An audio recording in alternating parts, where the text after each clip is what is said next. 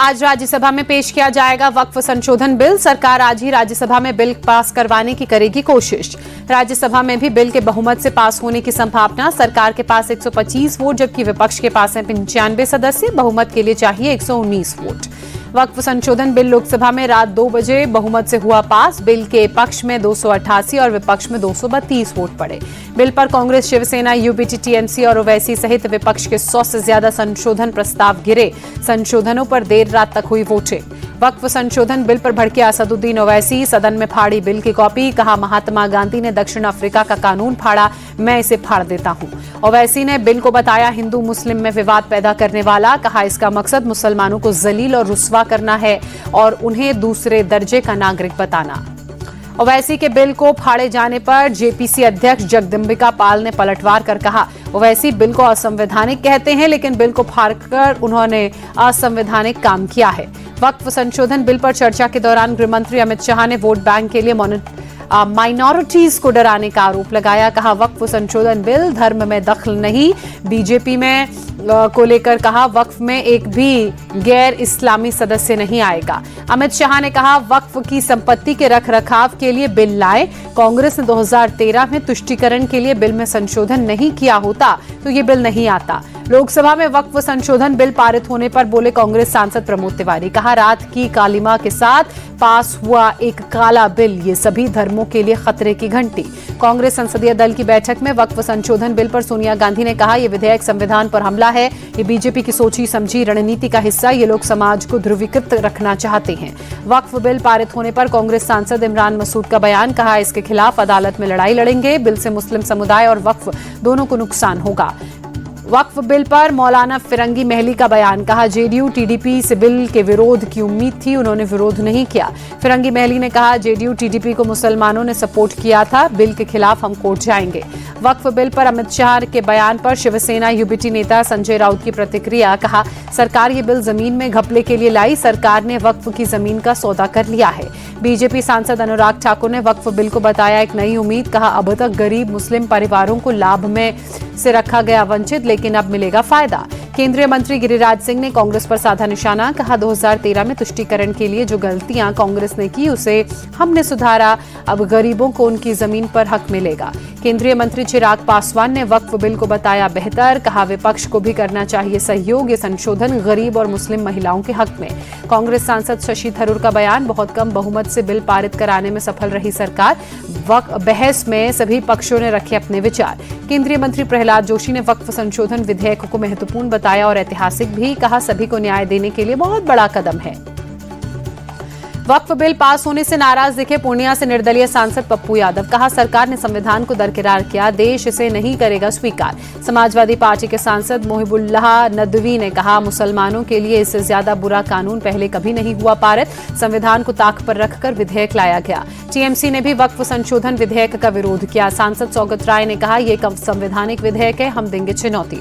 वक्फ संशोधन विधेयक के चलते लखनऊ पुलिस ने शहर में फ्लैग मार्च निकाला। डीसीपी सेंट्रल ने लोगों से की अफवाहों पर ध्यान न देने की अपील।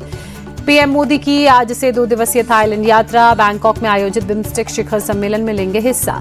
दिल्ली में बीजेपी के खिलाफ आम आदमी पार्टी का प्रदर्शन। बिजली कटौती को लेकर विरोध जताया। पंजाब के गुरदासपुर में नशे के खिलाफ पैदल मार्च। राज्यपाल गुलाब चंद कटारिया ने मार्च को हरी झंडी दिखाई। कर्नाटक के फ्रीडम पार्क में बीजेपी कार्यकर्ताओं और नेताओं ने प्रदर्शन किया। राज्य सरकार की नीतियों समेत कई मुद्दों के खिलाफ विरोध किया।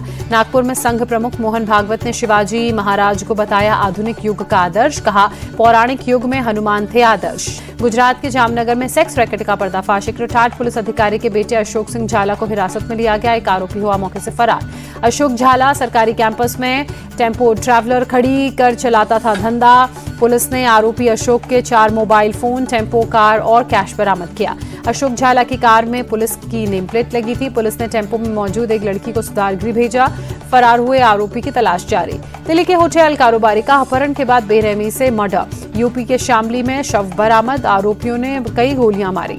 दिल्ली में फार्मेसी पंजीकरण रैकेट का भंडाफोड़। एंटी करप्शन ब्रांच ने पूर्व रजिस्ट्रार समेत 47 लोगों को गिरफ्तार किया। घोटाले में कई दलाल, कॉलेज कर्मचारी और प्रिंटिंग शॉप के मालिक एक शामिल। फर्जी दस्तावेज के आधार पर हजारों फार्मासिस्ट का किया था रजिस्ट्रेशन। भ्रष्टाचार मामले में कर्नाटक लोकायुक्त का एक्शन, 2 पुलिसकर्मियों समेत 5 को गिरफ्तार किया गया। पुलिस इंस्पेक्टर ने तलाश जारी रखी।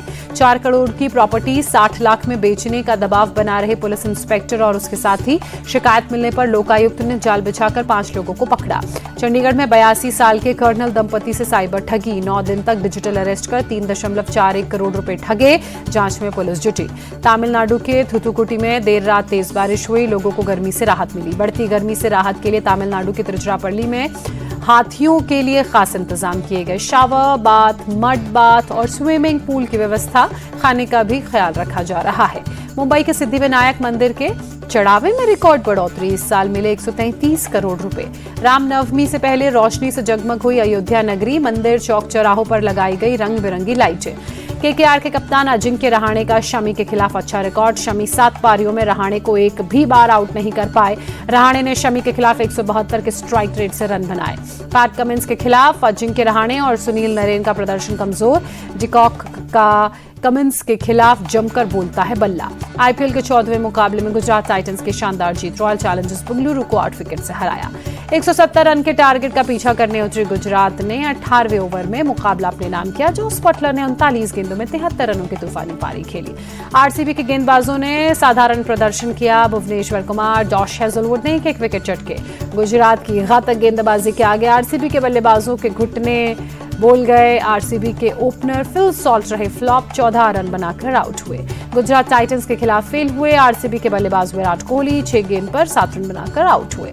आरसीबी के लियाम लिविंगस्टोन ने खेली अर्धशतकीय पारी, आईपीएल में पूरे किए 1000 रन। रॉयल चैलेंजर्स बेंगलुरु के खिलाफ चमके गुजरात टाइटंस के गेंदबाज मोहम्मद सिराज, 4 ओवर में हासिल के 3 wicket, player of the match बने। गुजरात टाइटंस के खिलाफ मिली हार के बाद अंक तालिका में तीसरे स्थान पर आरसीबी, पंजाब किंग्स टॉप पर काबिज। राजस्थान रॉयल्स को मिली गुड न्यूज, संजू सैमसन हुए पूरी तरह से फिट। बीसीसीआई की तरफ से संजू को मिला फिटनेस सर्टिफिकेट, पंजाब के खिलाफ मैच में करेंगे कप्तानी। आईपीएल में जसप्रीत बुमराह की वापसी को लेकर बड़ा अपडेट आया। रिपोर्ट्स के मुताबिक बुमराह की वापसी में थोड़ा वक्त लगेगा। अगले 1 हफ्ते में बुमराह के खेलने पर सस्पेंस जो बना है उससे उठेगा पर्दा। केकेआर के हरफनमौला क्रिकेटर रिंकू सिंह पहुंचे मुंबई इंडियंस के ड्रेसिंग रूम, रोहित शर्मा से मांगा क्रिकेट बैट। मुंबई इंडियंस के खिलाड़ी तिलक वर्मा ने किया खुलासा।